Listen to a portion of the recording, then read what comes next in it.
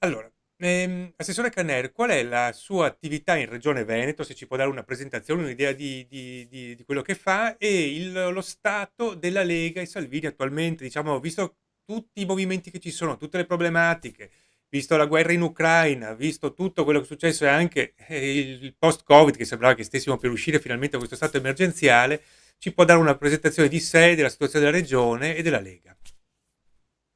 Allora io, come giustamente lei ha detto, mi occupo di turismo, di promozione, di commercio estero, di internazionalizzazione e da questo mandato anche l'agricoltura e materie connesse, diciamo.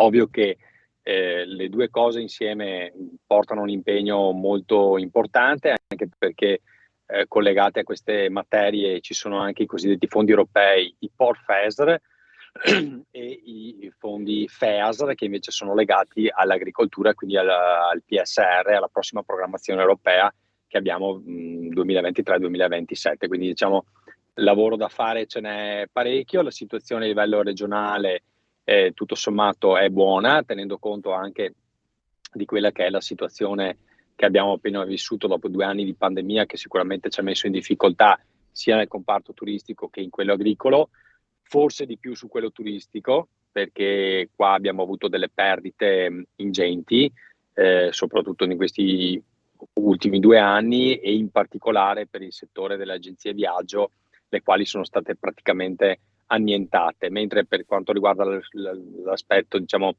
alberghiero Cioè, siamo riusciti un po' a recuperare quella che era la situazione. L'agricoltura invece ha tenuto, come si suol dire, tiene botta, nonostante 2 anni difficili siamo riusciti a ripartire.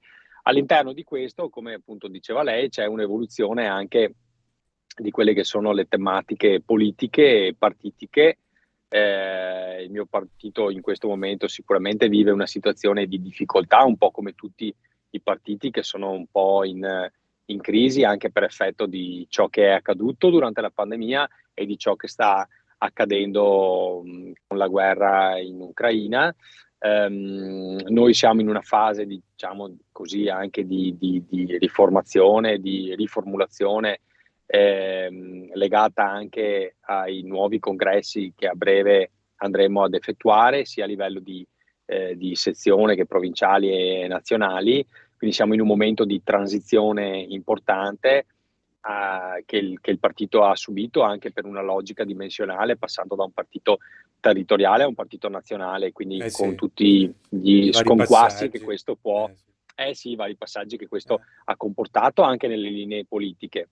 Questo ha fatto sì che ci fossero molti, diciamo, commissari straordinari a livello regionale, a livello anche locale, e quindi adesso siamo appunto in questa fase dove a breve partiranno questi congressi locali per dar vita a quelli che sono i nuovi segretari di sezione, di provinciali e poi anche nazionali, che per noi sono importanti perché siamo sempre stati un partito da questo punto di vista sviluppato tramite la militanza, no? Cioè abbiamo i sostenitori da un lato che hanno la testa e poi abbiamo i militanti che sono le persone attive che collaborano, che devono lavorare almeno per 2 anni all'interno dell'organizzazione partitica e quindi poi insomma abbiamo un sistema che è anche, se vogliamo, abbastanza chiuso rispetto ad altri partiti, ad altri movimenti. Quindi questa è un po' Chiaro, la situazione che stiamo vivendo a livello interno. molto chiaro.